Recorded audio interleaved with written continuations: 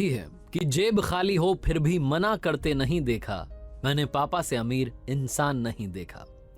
नमस्ते दोस्तों, मेरा नाम है आरजे कार्तिक। माँ की ममता पर, मम्मी के प्यार पर काफी कुछ लिखा गया, लेकिन पापा के बारे में लिखने वाले बड़े कम हैं। फादर का इंपॉर्टेंस क्या है, पापा का महत्व क्या है, उस पर एक छोटी सी कहानी है, बहुत इंटरेस्टिंग कहानी है।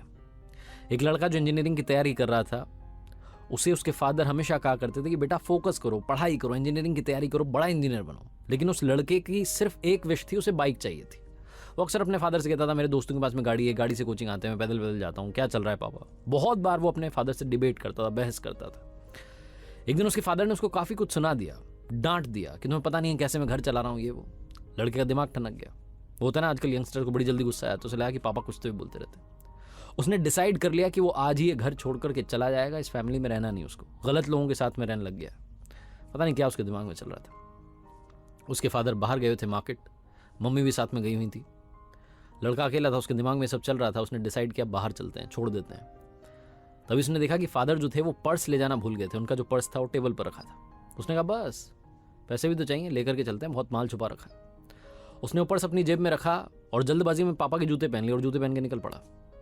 थोड़ा आगे गया तो समझ में आया कि पापा के जूते पहना है। गुस्से गुस्से में था, वो जूते वहीं खोले, नंगे पैर चलने लगा।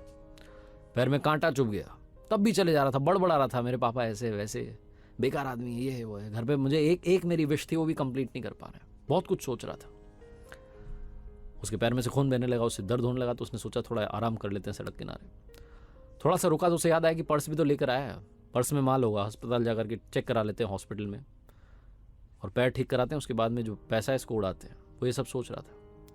अस्पताल जाने से पहले उसे लगा कि एक बार पर्स देख तो लें, इसमें पैसा कितना है। तो उसने वो पर्स खोल करके देखा तो चौंक गया। अंदर सिर्फ 100 की नोट रखी थी। पर्स वैसे तो बड़ा मोटा दिख रहा था, लेकिन अंदर कागज ही कागज रखे थे। उसे फिर से गुस्सा आने लगा कि मेरे पापा क्या कर रहे हैं, बिल्कुल गरीब हैं क्या, 100 की नोट रख रखी है बस। फिर उसे लगा इतने सारे कागज हैं, देखता हूं क्या कागज है। पहला कागज निकाला तो पर्ची थी उधारी की।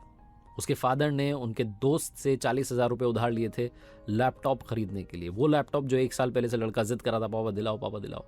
बड़ी मुश्किल से पैसे जुगाड़ करके उसे लैपटॉप दिलाया था, वो भी उधार वाले पैसे थे। वो पैसे चुकाने हैं, इस बात की पर्ची थी। उसको धीरे धीरे रियलाइज होने लगा, उसको समझ में आने लगा कि लाइफ क्या है। बाकी की पर्चियां देखने लगा, सारी पर्चियां जिम्मेदारी की थी।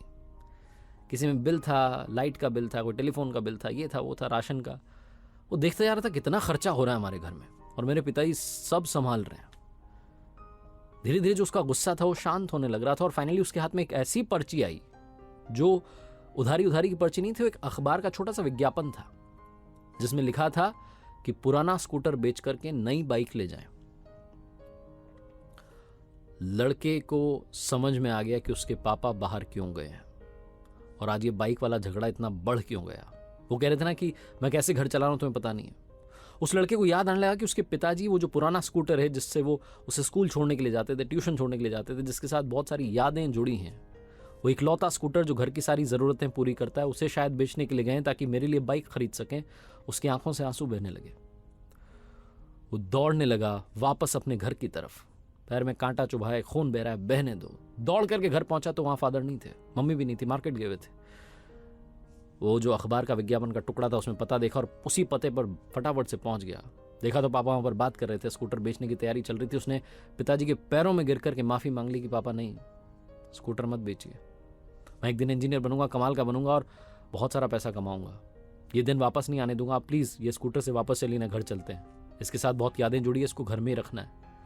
रोने लगा, माफी मांगने लगा कि मुझे सब समझ में आ गया पापा, आज मैं बहुत बड़ा पाप करने निकला था, मैं घर से बाहर भाग रहा था, आपका पर्स भी चुरा लिया था, लेकिन वो पर्स नहीं चुराता तो शायद मुझे आपकी इंपॉर्टेंस पता नहीं चलती।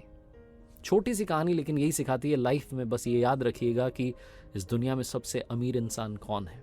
जेब खाली हो फिर भी मना करते नहीं देखा, मैंने पापा से अमीर इंसान नहीं देखा। हमारे माँ बाप जो होते हैं उनकी आंखों में सिर्फ दो